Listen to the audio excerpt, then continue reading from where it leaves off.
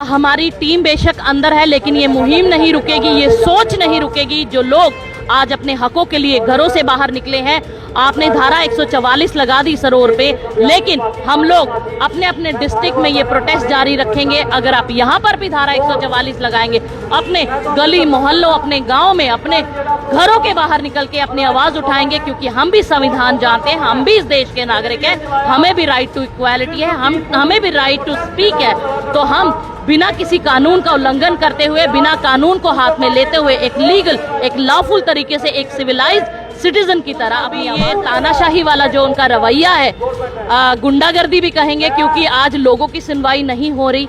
एक लॉफुल, बिना किसी ऑब्स्ट्रक्शन के, बिना किसी डिस्ट्रक्शन के, एक लॉफुल तरीके से एक साइड में प्रोटेस्ट किया जा रहा था, लेकिन उसको जो रोकने की जो ये साजिश की गई, तो यही दर्शाता है कि ये लोग अपनी गंदी राजनीति के चक्कर में अपने सेल्फ बेनिफिट के लिए लोगों के हितों की नहीं सोचते, आज संविधान को नहीं मानते। शायद इनके घरों में संविधान बनते हैं, और जो संविधान की किताब बनाई गई थी, शायद इन्होंने बंद कर कहीं साइड में रख दिया। तो कड़ी निंदा करती है उनकी ऐसी गलत सोच की, गलत। नमस्कार, NH1 न्यूज देख रहे हैं यहाँ पर, मैं हूँ हिमांशु शर्मा। इस समय हम सांबा के सांबा चौक पे खड़े हैं और आप नजारा देख सकते हैं। यहाँ पर युवा राजपूत सभा के समर्थन में प्रोटेस्ट चल रहा है और लोग यहाँ पर बैठकर युवा राजपूत सभा के प्रति नारेबाजी भी कर रहे हैं और सरकार से मांग कर रहे हैं कि जल्द से जल्द युवा राजपूत सभा के मेंबर्स को, जिनको कल रात को सरोवर टोल प्लाजा पे प्रोटेस्ट करते हुए पुलिस ने डिटेन किया,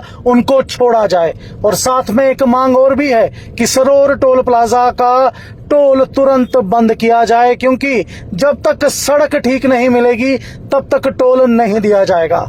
अब इस प्रोटेस्ट और इसके जैसे कई जगह और भी प्रोटेस्ट आज हो रहे हैं, जैसे रियासी में भी एक बड़ा प्रोटेस्ट हुआ। इस बीच एक महिला प्रोटेस्टर भी यहाँ बैठी हुई हैं, इनसे बात करते हैं। हमारे साथ यहाँ एक महिला जुड़ चुकी है जो युवा राजपूत सभा की सपोर्ट में यहाँ बैठी हुई है और प्रोटेस्ट कर रही है। इनसे बात करते हैं। मैम, क्या नाम है आपका? रीना चौधरी। मैम, क्यों आप यहाँ प्रोटेस्ट में बैठी हुई है? क्या आप लोगों की मांग है, जरा खुलकर बताएं। मैं कल भी सरोवर टोल पे पूरा दिन वहाँ पे थी, रात को 8 बजे तक। ये एक मुहिम सिर्फ राजपूत सभा की फायदे के लिए नहीं, पूरे जम्मू कश्मीर के लिए। मैं धन्यवाद करूंगी युवा राजपूत सभा का, जिन्होंने ये पॉजिटिव अप्रोच के साथ और एक लीगल तरीके से जो ये मुहिम चलाई।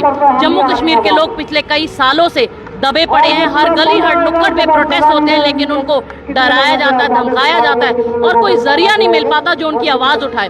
तो युवा राजपूत सभा एक जरिया बनकर, एक सोच बनकर, एक ऑर्गेनाइजेशन बनकर, एक सपोर्ट सिस्टम बनकर जो सामने आई और उन सभी डरे हुए लोगों को, उन सभी कंफ्यूज लोगों को कि हम अपने हकों को कैसे हासिल करें। जो लोकतंत्र आज जम्मू कश्मीर में नहीं, पूरे भारत में खत्म होता जा रहा है। आज जम्मू कश्मीर के लोगों ने ये ठान लिया है कि हम उस लोकतंत्र को दोबारा से बहाल करेंगे और लोकतंत्र को दोबारा से रोडों पर निकलेंगे अपने हक के लिए, अपने बच्चों के हक के लिए, अपने बच्चों का फ्यूचर सिक्योर करने के लिए। और सरोवर टोल वाला एक बहुत ही बड़ा मुद्दा है जम्मू कश्मीर का, जो पिछले कई वर्षों से चल रहा है। लेकिन बड़े बड़े राजनेताओं को जब जम्मू कश्मीर के लोगों के साथ खड़ा होना चाहिए था, उनकी आवाज बनकर उनकी आवाज आगे सेंटर तक पहुंचानी चाहिए थे, लेकिन वो शायद अपने पर्सनल बेनिफिट्स के लिए या अंडर द टेबल कुछ सेटिंग्स की वजह से आगे ये बात नहीं करते। और आज जब लोग सड़कों पर उतरे हैं और वो लोग विलुप्त प्राणियों की तरह कहीं भी दिखाई नहीं दे रहे, लेकिन सराहना करती हूँ युवा राजपूत सभा के इस कदम की, जिन्होंने सोए हुए लोगों को जगाया, उनको उनके हकों के लिए बताया।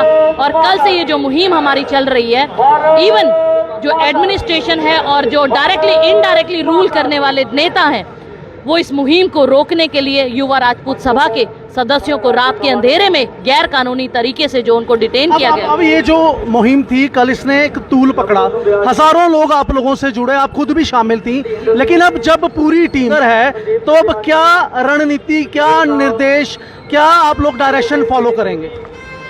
हमारी टीम बेशक अंदर है, लेकिन ये मुहिम नहीं रुकेगी, ये सोच नहीं रुकेगी। जो लोग आज अपने हकों के लिए घरों से बाहर निकले हैं। आपने धारा 144 लगा दी सरोवर पे, लेकिन हम लोग अपने अपने डिस्ट्रिक्ट में ये प्रोटेस्ट जारी रखेंगे। अगर आप यहाँ पर भी धारा 144 लगाएंगे, अपने गली मोहल्लों, अपने गांव में, अपने घरों के बाहर निकल के अपनी आवाज उठाएंगे, क्योंकि हम भी संविधान जानते हैं, हम भी इस देश के नागरिक हैं, हमें भी राइट टू इक्वालिटी है, हमें भी राइट टू स्पीक है। तो हम बिना किसी कानून का उल्लंघन करते हुए, बिना कानून को हाथ में लेते हुए एक लीगल, एक लॉफुल तरीके से, एक सिविलाइज्ड सिटीजन की तरह अपनी आवाज रखेंगे और अपनी इस जो ये मुद्दा है या जो ये हमारा इशू है सरोवर टोल का, इसको हल करवाए बिना वापस नहीं मुड़ेंगे और इस मुहिम को नहीं रुकने देंगे। जिस हिसाब से कल हजारों लोगों ने सरोवर टोल प्लाजा को घेरा और फिर शांतिपूर्वक वहां बैठे भी गए, क्या आपको लगता है कि साफ तौर पर जो एलजी गवर्नमेंट है वो डेमोक्रेसी की हत्या जम्मू कश्मीर में कर रहे हैं? ये कल भी बहुत बड़ी एग्जाम्पल सेट हुई और पिछले कई वर्षों से जो एलजी हैं वो यही वाली नीति अपना रहे हैं।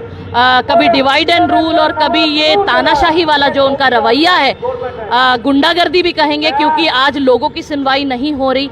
एक लॉफुल, बिना किसी ऑब्स्ट्रक्शन के, बिना किसी डिस्ट्रक्शन के, एक लॉफुल तरीके से एक साइड में प्रोटेस्ट किया जा रहा था, लेकिन उसको जो रोकने की जो ये साजिश की गई, तो यही दर्शाता है कि ये लोग अपनी गंदी राजनीति के चक्कर में अपने सेल्फ बेनिफिट के लिए लोगों के हितों की नहीं सोचते, आज संविधान को नहीं मानते। शायद इनके घरों में संविधान बनते हैं और जो संविधान की किताब बनाई गई थी शायद इन्होंने बंद कर कहीं साइड में रख दिया। तो कड़ी निंदा करती हूँ उनकी ऐसी गलत सोच की, गलत कदम की।